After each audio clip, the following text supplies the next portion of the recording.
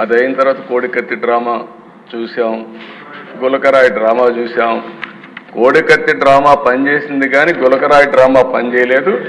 అప్పటికి అర్థమైపోయింది ప్రజలకి. అందుకే మొత్తం వన్ సైడ్గా ఓట్లేసే పరిస్థితికి వచ్చారు. అధ్యక్ష, ఒక వ్యక్తి ధనదాహంతో ఎక్కడ చూసినా అవినీతి. నేను దీన్ని 41,000 కోట్ల రూపాయల అవినీతి జరిగిందని సిబిఐ ఛార్జ్షీట్ వేశారు. కనీసం అది చూసిన తర్వాతన మారతారని చెప్పి ఆలోచిస్తే డబ్బుల పిచ్చతో ఈ రాష్ట్రంలో ఏమేం చేశారో మీరు చూస్తే ప్రజలకు వచ్చే, ప్రభుత్వానికి వచ్చే ఆదాయం మొత్తం 5 సంవత్సరాల్లో దోపిడీ జరిగింది.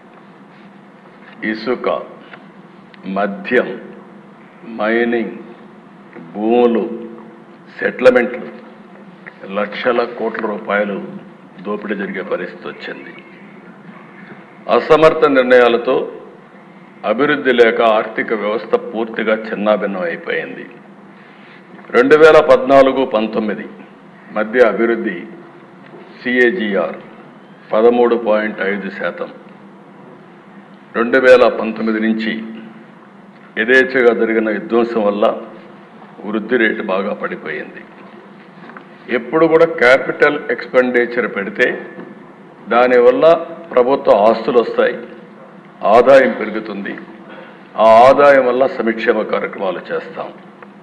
అలాంటిది మూలధనాన్ని 60% తగ్గించేశారు. అంటే 40% పెట్టే పరిస్థితికి వచ్చారు. జలవనరులపై 56% తగ్గిపోయింది. అధ్యక్ష, రోడ్లపైన 85%. అంటే మొత్తం రోడ్లు ఈరోజు చూస్తే ఈ ప్రభుత్వానికి ఒక సవాలుగా మారింది. తప్పకుండా మళ్ళీ రోడ్లు బాగు చేసే బాధ్యత మనందరం తీసుకోవాల్సిన అవసరం తీసుకుంటాం. అది జరుగుతుంది. అదే వారికి అధ్యక్ష, రెవెన్యూ సమ్మిళిత వార్షిక వృద్ధి రేటు 12.8% నుంచి 8.1%కు తగ్గిపోయింది. మూలధన వృద్ధి, వ్యయం వృద్ధి 26.4 నుంచి, అంటే క్యాపిటల్ ఎక్స్పెండిచర్ 3.4%కు తగ్గిపోయింది. 1% ఎక్కువ ఉండేవాళ్ళందరూ గుర్తుపెట్టుకోవాలి.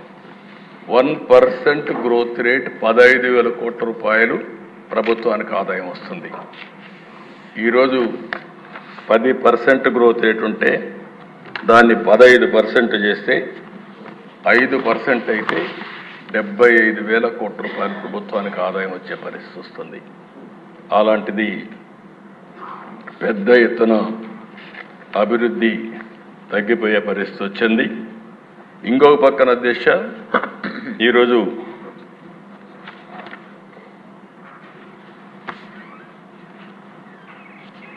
ఇంకొక పక్క చూసినప్పుడు మొత్తం ఈ విషయాలన్నీ చెప్పడం కోసమే వైట్ పేపర్స్ అన్ని పబ్లిసైజ్ చేస్తున్నాం. ఇప్పటికి 4 వైట్ పేపర్స్ పెట్టాం. చాలా వరకు వాస్తవాలన్నీ ఇచ్చాం. ఇంకొక 3 వైట్ పేపర్స్ రేపటి నుంచి కూడా హౌస్లో పెట్టేదానికి మీ పర్మిషన్ అడిగాం. అధ్యక్ష, ఒక్క ల్యాండ్స్లో 1,75,000 ఎకరాల భూముల్ని ఇష్టానుసారంగా దోచుకునే పరిస్థితికి వచ్చారు. ఇన్నోవేటివ్గా చేశారు. కడాన అధ్యక్ష అసైన్మెంట్ భూములు లాగేసుకున్నారు. కడాన ల్యాండ్ ఎక్విజిషన్ పేరుతో పేదవాళ్ళకి ఇచ్చే ఇంటి జాగాలో కూడా పెద్ద ఎత్తున దోపిడీ జరిగే పరిస్థితి వచ్చింది. ఒక్క భూముల కుంభకోణమే 40,000 కోట్ల రూపాయలు. విశాఖపట్నం బలవంతంగా రామానాయుడు స్టూడియో భూములు కానీ, దస్బల్లా కానీ మొత్తం ఇష్టానుసారంగా చేసుకొని కడాన ఎప్పుడు అడుగుతూ ఉంటారు ఉండేవాళ్ళు కొంతమంది. ఏదైతే ఋషికొండ ప్యాలెస్ ఏం చేయాలని ఒక వ్యక్తికి ఉండే అహంభావం, 500 కోట్ల రూపాయలు ఖర్చు పెట్టి కొండంతా కొట్టేసి, ఒకప్పుడు ఋషికొండ అంటే మనకు ఒక హిస్టారికల్ ఇంపార్టెన్స్ ఉండే ప్లేస్ని, అలాంటి దాన్ని కొట్టేసి అక్కడ ప్యాలెస్ కట్టుకున్నాడు. ఆ ప్యాలెస్ కట్టుకోవడం ఇప్పుడు వాళ్ళ నాయకులు చెప్తున్నారు. ఎందుకు కట్టారంటే ప్రధానమంత్రి ప్రెసిడెంట్ ఆఫ్ ఇండియా వస్తారంట, వాళ్ళ కోసం నేను ప్యాలెస్ కట్టాడంట. అంటే ఇంకా మనం అందరం నమ్మాలి అధ్యక్ష. అంటే ఈ రాష్ట్రంలో ఎక్కడికి పోతుందో నాకైతే అర్థం కావడం లేదు. శాశ్వతంగా కొంతమంది నాకు వచ్చి చెప్పారు, ఓసారి ఒక్కొక్క వ్యక్తి ఏ విధంగా తలుస్తారు, భగవంతుడు ఏ విధంగా నిర్ణయిస్తాడు అనేది ఇది ఒక ఉదాహరణ అధ్యక్ష.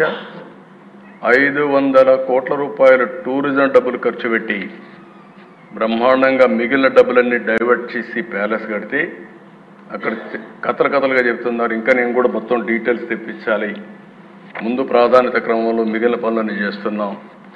ఆ డబ్బులు ఆ ఉండే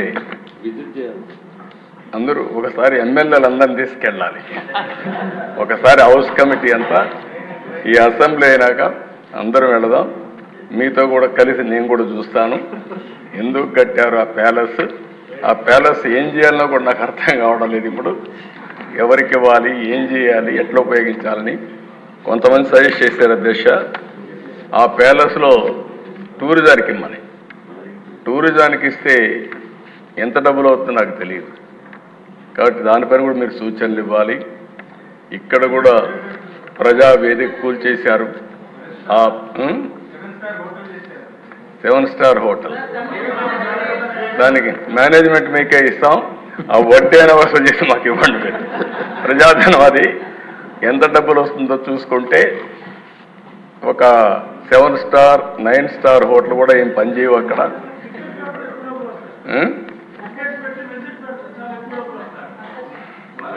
ఆ ఓనర్షిప్ మీకే ఇస్తాం, చేసి మాకు వసూలు చేసి ఇవ్వండి, కనీసం దాని మీద పెట్టుబడి అని. అంటే పలక్నమా ప్యాలెస్ కరెక్ట్, పలక్నమా ప్యాలెస్ కూడా కొన్ని రోజులు పెట్టారు, తర్వాత టాటా తీసుకున్నారు, ఎందుకంటే ఓల్డ్ ప్యాలెస్ కాబట్టి. ఏదేమైనా అది కూడా నేనే అప్పట్లో దోహదం చేశాం, ప్రజలకు ఉపయోగపడుతుందని. మీరు కూడా ఆలోచించండి. 2 విషయాలు నాకు సజెషన్స్ ఇచ్చారు. ప్రజావేదిక కూల్చారు, అక్కడనే డెబ్రిస్ కూడా తీయలేదు. అందరూ చెప్పింది దీన్ని తీయద్దండి, ఇక్కడి నుంచే అమరావతి కక్షగా అభివృద్ధి చేయడానికి ముందుకు పోదాం, ఇది ఇట్లే ఉండాలని చెప్పారు. తప్పకుండా అట్లే పెట్టడానికి ప్రయత్నం చేస్తాం. ఇది కూడా రిషికొండ మీద ఉండే ప్యాలెస్ని ఏం చేయాలో మీరు కూడా ఆలోచించండి. దాన్ని కూడా శాశ్వతంగా మనం ఏం చేయాలో ప్రజలకు కూడా పెట్టే పరిస్థితిని చేద్దాం. అంటే ఆ దిశ ఇది చూసిన తర్వాత ఒక విద్యుత్ రంగంలో 1,29,000 కోట్ల రూపాయల అప్పులు ఉన్నాయి. ఒక్క మైనింగ్ డిపార్ట్మెంట్ 20,000 కోట్ల రూపాయలు దోచుకున్నారు. ఇసుకే కదా దిశ. కడాన ఇక్కడ ఉండే వాళ్ళందరికీ అనుభవం ఉంటుంది.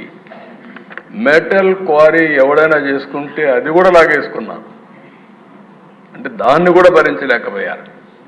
ఎవరైనా సరే ఇసుక దోపిడీ జరుగుతూ ఉంది అని రోడ్డు మీదకి వస్తే ఇంటి వద్దనే వాళ్ళందరినీ నిర్బంధించి పోలీస్ కాపలాలు పెట్టే పరిస్థితి వచ్చారు అధ్యక్ష. ఇంకో పక్కన అధ్యక్ష ఒక ఎక్సైజ్, ఇది ఒక కేస్ స్టడీ. మళ్ళీ ఇంత ధైర్యం ఎక్కడి నుంచి వచ్చిందో తెలియదు. ఢిల్లీలో జరిగినటువంటి స్కామ్, లిక్కర్ స్కామ్ నథింగ్ అధ్యక్ష. దీని ముందర మొత్తం IMFL మ్యానుఫ్యాక్చర్ అంత రేపే నుండి నేను మాట్లాడతాను, ఆ డీటెయిల్స్ నేను అక్కడ చెప్తాను. పెద్ద ఎత్తున అవినీతి కాకుండా ప్రజల ఆరోగ్యం పైన ఆడుకునే పరిస్థితి వచ్చారంటే చాలా భయంకరమైన విషయం. ఇది ఒక విధంగా చెప్పాలని క్షమించరాని నేరం. దాన్ని ఆ విషయాన్ని మళ్ళీ మాట్లాడతాను అధ్యక్ష. ఇప్పుడే విష్ణుకుమార్ రాజు గారు అందరూ మాట్లాడుతున్నారు. ఒక వ్యక్తి చెడు వ్యక్తి అయితే ఒక కుటుంబం నష్టపోతుంది. అదే వ్యక్తి చెడు వ్యక్తిగానే పాలకుడు నేరస్తుడైతే, దోపిడీదారుడైతే ఆ రాష్ట్రం మొత్తం నష్టపోతుంది. అదే రాష్ట్రం మనలాగానే మన ఆంధ్రప్రదేశ్ మాదిరిగా ఉంటుంది. అదే చెప్పాను నేను ముందుగా. ఆ రోజు వివేకానంద గారు ఏదైతే కొటేషన్ చెప్పారో, స్ఫూర్తి చెప్పారో అది మనకు వర్తిస్తుంది. నేను దండం పెట్టి అడిగాను 2019లో, ఈసారి కానీ మనం తప్పు చేస్తే చాలా ఇబ్బందులు వస్తాయని. కానీ ప్రజలు కూడా ఆ రోజు ఆశపడ్డారు. ఏదో చేస్తాడని నమ్మారు. అందుకే తిరిగి 2024లో 11 సీట్లు గెలిపించారని ఇప్పుడే మాట్లాడుతూ బాధపడ్డారు. కానీ భవిష్యత్తులో ఇదే మారిగా ఉంటే నా లెక్క ప్రకారం శాశ్వతంగా రాజకీయాలకు అర్హత లేని వ్యక్తి ఇలాంటి వ్యక్తి అని రాజకీయాలు ఎవరైనా ఉండొచ్చు, కానీ ఇలాంటి వ్యక్తులు మాత్రం ఉండడానికి అర్హత లేదు. అందుకే మీరు చూస్తే ప్రశ్నిస్తే కేసులు, హౌస్ అరెస్టులు, పార్టీ కార్యాలయాలపైన దాడి నేను చాలాసార్లు చూశాను. చిన్న పార్టీ పైన కూడా దాడి చేయాలన్నా, చిన్న రాజకీయ పార్టీ ఉంటే ఆ నాయకుడిని అటాక్ చేయాలన్నా, విమర్శించాలన్నా భయపడే రోజులు అవన్నీ పోయి ఇష్టానుసారంగా వచ్చే పరిస్థితికి వచ్చారు. 5 ఏళ్లలో ఏం జరిగిందో మనం అందరం ఆలోచించాం. తీరని నష్టం జరిగింది. ఇదే మనందరి బాధ. అయితే ఇక్కడ ఒక ఎక్స్పెరిమెంట్ చేయాలనుకున్నారు దేశం. ఆ ఎక్స్పెరిమెంట్ ఇక్కడ ఉండే వాళ్ళు చాలామంది ఆలోచించాల్సింది, పులివెందుల్లో ఇప్పుడు కూడా వీళ్ళు ప్రజలు ఓటేసి గెలవలేదు. ఆ విషయం మనం గుర్తుపెట్టుకోవాలి. Over a period of time పులివెందుల్లో ఎవరైనా కానీ వేరే పార్టీలకు ఓటేస్తే వాళ్ళు అక్కడ బతకరు. ఎన్నికలైన తర్వాత కక్ష తెచ్చుకునే పరిస్థితి వస్తారు. దానివల్ల అక్కడ రాజకీయ నాయకులు కానీ రాజకీయ పార్టీలు కానీ మనుగడ సాధించలేకపోయినాయి. మొన్న కూడా మనం చూసాం, ఇక్కడ కడప ఎమ్మెల్యేలు ఉన్నారు. పాత కడప జిల్లాలో అధ్యక్ష 9 అసెంబ్లీ సీట్లకు 7 అసెంబ్లీ సీట్లు గెలిపించారంటే అది ప్రజల్లో ఉండే మార్పు, అదే వాళ్ళు ఇచ్చినటువంటి తీర్పు కూడా. అలాంటిది అధ్యక్ష నాకు ఒకసారి అనుమానం ఇచ్చారు.